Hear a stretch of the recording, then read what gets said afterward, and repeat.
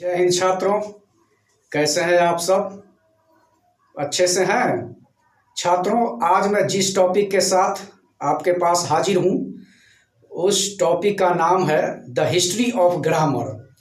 सबसे पहले मैं यहाँ कहना चाहूँगा कि the history of world grammar बताई जाए तो बेहतर रहेगा। चलिए the history of world grammar के बारे में हम जानें। छात्रों, क्या आपने कभी जानने की कोशिश की कि पूरी दुनिया में सबसे पहली व्याकरण लिखने का श्रेय किसे गया? आप यूं कहें, इंग्लिश में ग्रामर कहें, उर्दू में कवायद कहें या हिंदी में व्याकरण कहें, बात एक ही है। तो क्या आप ये बताना चाहेंगे कि पूरी दुनिया में सबसे पहली व्याकरण लिखने का श्रेय किस देश को, किस लेखक को और किस भाषा को गया? तो दोस्तों, मैं यहाँ ये बताना चाहूँगा कि पूरी दुनिया में सबसे पहली व्याकरण महर्षि अस्का ने लिखी थी और उस व्याकरण का नाम था निरुक्ता। और ये ईसा से लगभग 600 साल पहले लिखी गई थी, यानी 6th BC में, यानी 6th सेंचुरी BC में, 6ठी शताब्दी में। मैं यहाँ एक क्लू बात बता देना चाहता हूँ कि उस वक्त आयरन एज आ चुका था, यानी लोगों ने लोहे का इस्तेमाल करना जान लिया था। लोहे के बर्तन, लोहे के हथियार ये बनना आरंभ हो चुके थे। अर्थात 6th BC में ही सबसे पहली सिस्टमेटिक व्याकरण लिखने का श्रेय भारत को गया। चलिए, अब क्या आप ये जानना चाहेंगे कि दूसरी व्याकरण कब लिखी गई?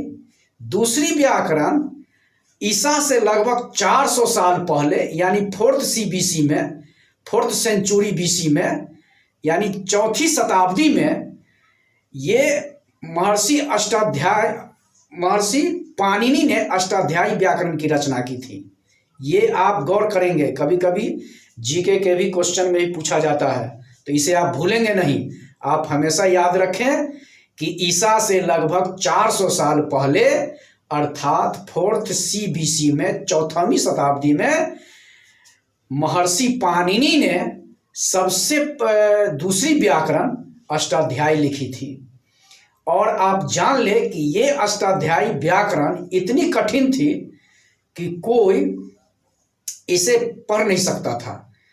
तो इसे आसान करने के लिए एक बहुत बड़े महर्षि हुए जो बचपन में, वो तो उन्हें लोग निरक्षर भट्टाचार्य कहा करते थे, तो उनका नाम था बरदराज, और उन्होंने ही एक व्याकरण लिखी जिसका नाम था लघु सिद्धांत कौमुदी। इसके बाद लोगों ने संस्कृत जानना आरंभ कर दिया और महर्षि अष्टाध्यायी के व्याकरण को भी आसानी से पढ़ना चालू कर दिया था। तो छात्रों, अब तीसरे प्रश्न पे मैं आता हूं कि इसके बाद व्याकरण लिखने का श्रेय किसे गया? तो मैं आपको बताऊं कि इसके बाद व्याकरण लिखने का श्रेय 200 BC में गया, और वो लिखी पाणिनि के एक कमेंटेटर थे जिनका नाम था पिंगला। उन्होंने भी एक व्याकरण की रचना की। छात्रों, अब अगली आ रहा हूं मैं कि अगली व्याकरण लिखने का श्रेय किसे गया? तो ये 2nd BC में गया, जिस व्याकरण का नाम था, यानी कात्यायनी, और महर्षि पतंजलि ने व्याकरण लिखी थी। तो इतने बताने के बाद मैं अब चलूंगा कि ये ग्रामर वर्ड आया कहाँ से। मैंने इसे पहले इसलिए बता दिया क्योंकि चूंकि इससे बाद में बताना चाहिए था, लेकिन मैंने इसलिए बता दिया ताकि आपकी कुछ उत्सुकता जगे और आप टू द पॉइंट बात पे आए।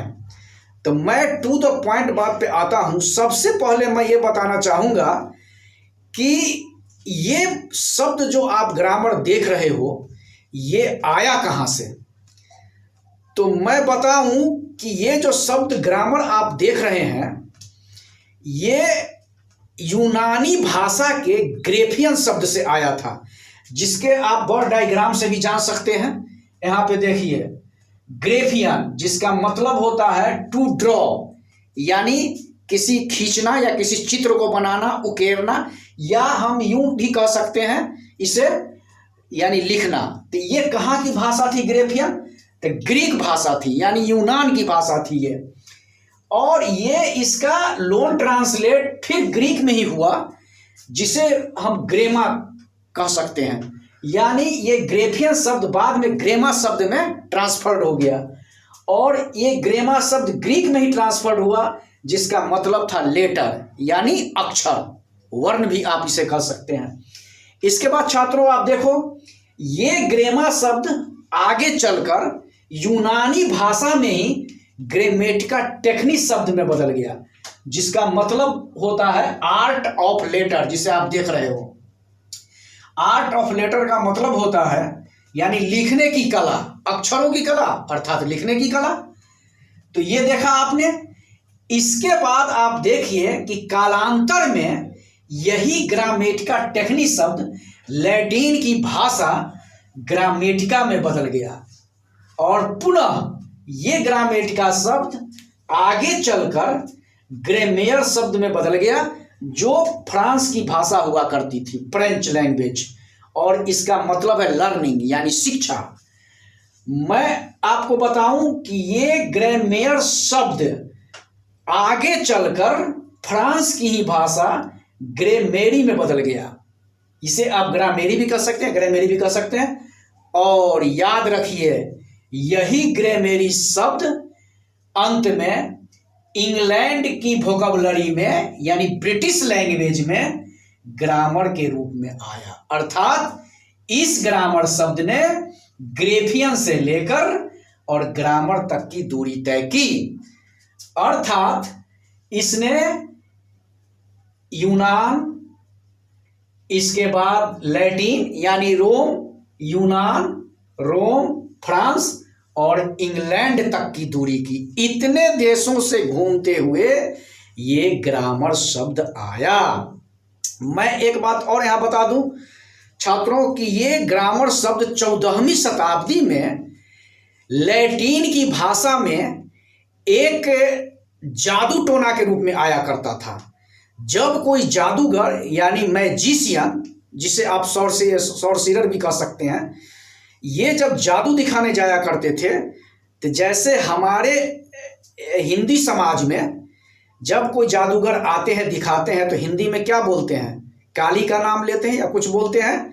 यहाँ पर ये वो बोलते थे, रोम में जो इटली की राजधानी है, वो ग्रामर शब्द का यूज करते थे। ग्रामर जो ही वो जादूगर बोलते थे, तो इसका मतलब था कि चलो आओ, अब जादू मैं शुरू करने जा रहा हूँ।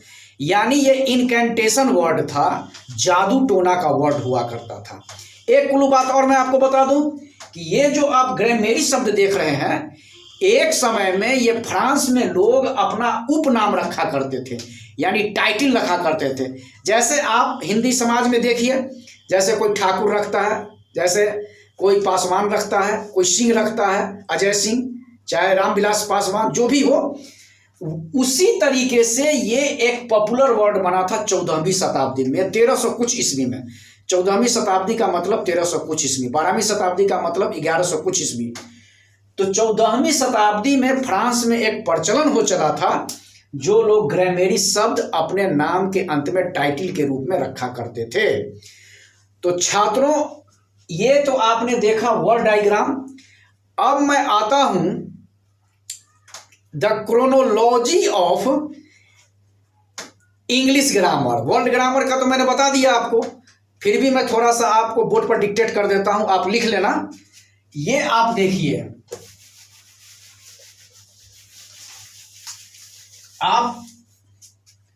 आप यूं देखें, यहां पर मैं लिख देता हूं वर्ल्ड ग्रामर।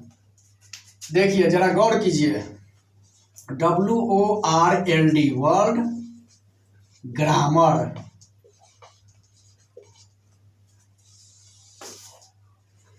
वर्ल्ड ग्रामर यानी क्रोनोलॉजी, क्रोनोलॉजी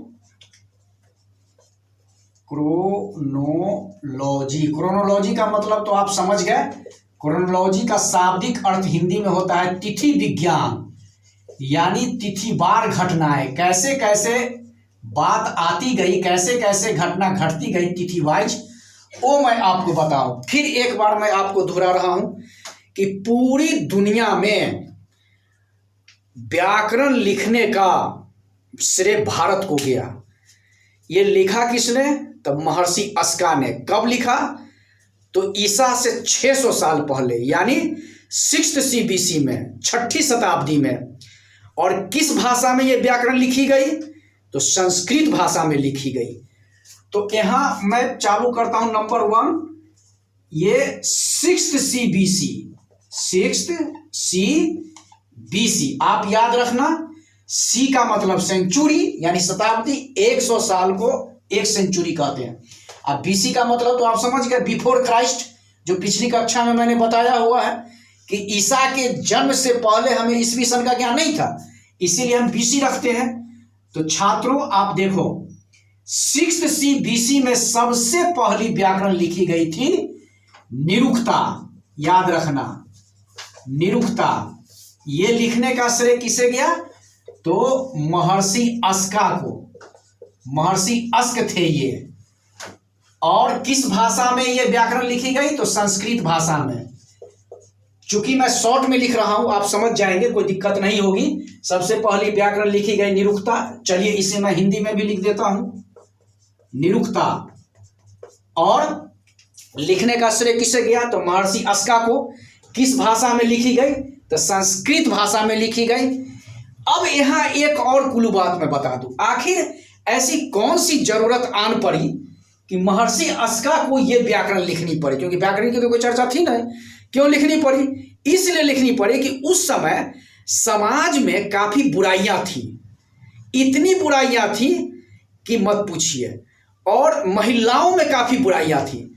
तो महिलाओं की बुराई को दूर करने के लिए महर्षि अस्का ने यह निरुक्ता व्याकरण लिखी। यानी व्याकरण के जरिए उन्होंने इसमें अच्छी अच्छी बातें डाली थी ताकि समाज की बुराइयों को दूर किया जा सके। उनका व्याकरण लिखने का मकसद नहीं था, मकसद यह था समाज की बुराइयों को दूर करना। इसीलिए महर्षि अस्का ने यह व्याकरण लिखी। तो ये कुल बात आपको समझ में आई। चलिए अब दूसरा आइए, 4th